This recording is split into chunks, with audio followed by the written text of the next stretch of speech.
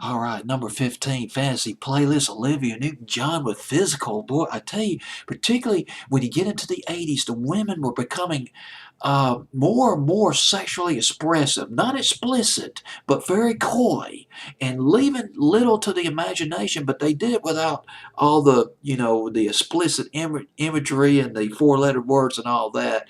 But they made their point. And Olivia Newton-John sure did in the song Physical. This was a departure from our country Politan sound back in the mid 50s, mid 70s, when she was doing songs like "Have You Ever Been Mellow," and I'll get into more of that in just a minute. "Physical" by Olivia Newton-John, number one. Now Wikipedia had this song at number one for 10 weeks. I don't think it was. It was huge, but 10 weeks. That sounds a little too much. I don't think it was number one for 10 weeks here in the States. Went to number 7 in England. Now we get into the guts of this record. The song Physical was written by two fellows. It was Terry Shattuck and Steve Kipner. Oh my God, Steve Kipner wrote this record, co-wrote it. Steve Kipner was the member. He was in a group called 1010. It was a duo.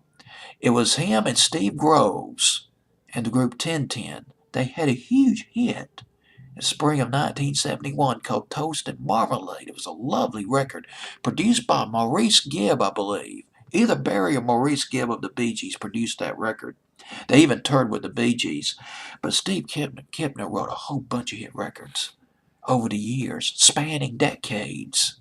Hard Habit to Break by Chicago back in 1984, co-written by Steve Kipner. Genie in a Bottle, Christina Aguilera's breakthrough hit, co-written by Steve Kipner. And the song, I don't know if anybody remembers this. This was a big one back in the fall of 2000. I believe it was called He Loves You Not by Dream. The group Dream was a girl group. It was pretty big. He co-wrote that. Pretty impressive, huh?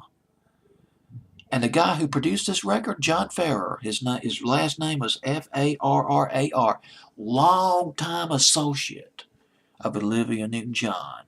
If you read about the history of Olivia Newton-John, her recording history, you are going to run across his name. He was her producer. He produced, and he also wrote a lot of her big hits, including Have You Ever Been Mellow? And the song You're the One That I Want, I believe that was the name of it, the song that she did, the up-tempo record she did with John Travolta, I can't pronounce his name, John Travolta, back in the spring, summer of 78. Well, John Farrar wrote and produced that, and he produced this record, Physical, at number 15 on my fantasy playlist.